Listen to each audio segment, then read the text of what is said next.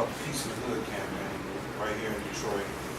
We would, every time there was a reported act, we would go make up a bunch of flyers, go around the community, pass the flyers out saying, do you know this person? And ultimately, hope somebody, it's the same thing we've always seen. Crime Stoppers, 300, all the same thing, right? So when I heard some words come out of your mouth, which is what I've also heard the current chief say, we need the community involved. The question I think many people have on our minds, that's fine, but it's kind of unfortunate that, you live in West Bloomfield, you don't have to patrol your community in West Bloomfield. You don't have to patrol your community in some of these other suburbs here. But when we live in the city, we have to patrol our community. I guess the question is when y'all say we need community involvement, what does that really mean? What is it for real that you really are saying? Or you can be truthful. I mean, is that just something police say that, I gotta say something for the moment? Right. So truth and transparency always comes. Right. I appreciate that. Yes, I appreciate that. So what I mean about community involvement, I certainly don't mean you patrolling the street. Nothing against Detroit 300 and all those people that go out, march around the neighborhood and all that kind of good stuff. When I was the assistant police chief, I went out there with those groups, and I think it's great. When I say community involvement meaning I need you to come to the table to be a preventive part of that. As a police commander in the Detroit Police Department, I opened up my command staff meetings where people from the community come in every Monday and sit with me and every lieutenant and sergeant that I met with on Monday to talk about not just crime in the neighborhood, but quality of life issues in the neighborhood, things that needed our attention prior to a fight, prior to a shooting. Okay, I mean being at the table with the police. I mean speaking up. One of my first experiences as a police officer back in 1987, I'll never forget, very first foot chase I got into in a certain neighborhood. I didn't really know the neighborhood. I jump out the car and I'm chasing this guy, stolen car. Guy didn't look like me. We didn't steal a whole lot of cars at that time apparently. But, I'll never forget the little old lady saying, hey, he went that way, he went that way, he went that way. Not expecting that, wasn't afraid to say that. I do realize though the times that we live in today, it's like asking me to get out there, former police chief, and say, yeah, no, I'm not doing it. But you asked me to come to the table, to be a part of the plan and a part of the solution. That's what I'm talking about. I'm talking about the education piece that Chief Godwin talked about. I'm talking about what I see in the jail, and I see young guys processing themselves into the jail. There's something wrong with that mindset, okay? And us marching around the community is not dealing with that, okay? We got to reach them, be a resource to them when they transition from the jail, to educate them on different alternatives other than the lifestyle that they see out in the community. So maybe my response is a little different from the current police chief. I'm not asking you to roll up your sleeve because guess what? I still live in the city and I got a big, huge family that live in the city. It's a bunch of us, okay? We don't march around. Nope, we don't get paid to do that, okay?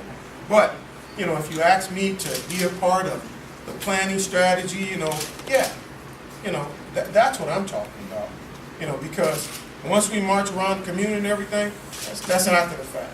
It's like standing on the street corner. I came down the freeway the other day, coming from the airport, guy standing up there on his crate, preaching hell, fire, and condemnation. How many people was listening to him? Right. All right, we Christians, no, wasn't making no impact in my opinion. But maybe in his mind, he was doing like the Bible said, right? Well, I'm talking just a little different. I'm talking before the problem, okay? We know what the problem is. How do we stop it? We don't stop it by marching after the fact, okay? We get to the table. We get with the teachers, the administrators. We need to get involved. We need to be mentors in the school, okay? That's what I'm talking about, community. I'm not talking about after the fact, roll up your sleeve, carry a sign, march around the neighborhood. Power concedes nothing without a demand. All right. What are you marching for? What are you asking? Right. And I think that's the issue. A lot of times we just want to get a damn camera to get on the news. That's right. And that enhances my resume so I can run for this, where my 501c3 can ask for a grant for that. What are we asking for? Because right now, it's not a school to prison pipeline, it's a womb to prison pipeline. All right. Because there ain't no schools. Right. So when we're marching, what are we asking for? Is it more police presence? Is it is the commander of your precinct engaging you the right way? Is it the corner store that is completely disrespectful to the community? And then the other thing about marching is, it's not just a march, it's the tenacity of the march. The Birmingham bus boycott wasn't 3 days, get some news when the news cycle was over, then we go back to getting on the bus. So until we have the strength, to stick to our guns and to organize and ask for specific things. Maybe the mayor can't do 1 million, but I'll be damned if he can't do 1. That's right. And when you get together and you're there every day on that corner asking for that thing, and the news media comes out, at some point, the mayor or somebody gonna send somebody out to deal with that issue. All right. So that's what we have to do as a community. It's not that the march is wrong, but community involvement, power concedes nothing without demand. You gotta have an ask, and you gotta stick to that ask, or we're not gonna be successful in what we do. And Chief Godby said it better than I tried to say it. It's not just about marching. You got to demand something from them. You need to be at the precinct meetings. Yeah. You need to be at every one of the chiefs. You want community involved. I'm not going out there holding a sign. Okay, include me into the strategy plan. Okay, and then tell me what resource you're gonna give me as a result of it. Okay, so no, I'm not talking. Yeah, well, you need to speak up. Yeah, you need to make some demands. Absolutely. And I agree totally, because that has been successful with the Black Lives Matter, perhaps the movement that preceded it around Trayvon Martin. A lot of folks don't think that did much. Well, it did. What occurred was 22 states changed their stand your ground laws. And so those marches that we had, as you said, we had a demand. When Reverend Sharpton led and others were involved, and the families and myself and many others were involved in those marches, we had a demand. State by state, they had demands, change these laws, and we were able to get 22 states to change their stand your ground laws. Go ahead. In addition to the law and the legal aspect, I believe when we talk about community involvement, we have to talk about getting into the lives of our young men at a very early age. Particularly those young boys who don't know how to be men. Someone has to teach you how to be a man. You have to observe that from a man. And if your influences on how to be a man are on the media, 2 Chainz, Lil Wayne, and all these rappers, then they got you on a pathway to prison.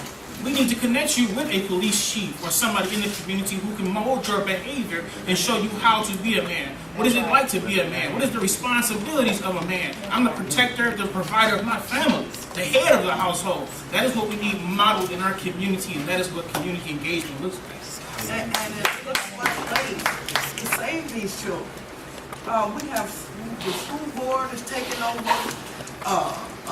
Like they said, there are no men in the home. There are no men on the street. And then when we do see kids in trouble, we do nothing. But we have to have some resources that will come in and change what's going on.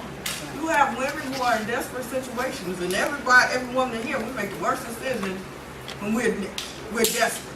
We're gonna pick the wrong guy. All We're right. gonna have our kid I out tired one of them at said night that. at the store and not know he's missing until the next day. All these things are we're not gonna fight for our child's education. The mothers don't read. Kids can't read. We have to change what's going on in the home, and it's going to have to be some hands-on stuff. And the same few of us that are in here at every meeting, we're talking to the choir. We're the people who really need the help. We need to hear this. That's a good point. That's what I noticed too as a precinct commander, deputy chief, assistant chief. It's the same people that come to the meetings all the time, okay? But I need you to do more than just be at the meeting. That's why I invited you to the table. One of the great examples I had on the east side, they were throwing a party, a gang was throwing a party in the neighborhood. They actually put on the flyer that the 11th precinct was aware of it and was supporting the party. And one of the senior citizens came to me. She says, Commander, I know this is not true. I told all of my neighbors, I meet with Commander Dunlap every Monday, and I know he's not endorsing this. And so I just need to know. I said, Ms. Warren, you're absolutely right. Okay, I'm going to take care of it. Okay. So the people that did come to the meetings, you know, they had somebody who did come that says, look, no, it's going to be shut down. And she didn't have to expose herself by going out and saying, we're going to shut this party down. She had a direct relationship through a regular meeting with us on a weekly basis. Okay. So that's what I mean when I say, you know, the police is only as good as the community that we serve. You know, I had a lot of success on the northeast side, you know, with working with the community. And they didn't march around the block. You know, they came and met with me as I planned crime strategies every week, like you should be doing with your local commander and ultimately a representative part of the chief advisory committee. That's what I mean.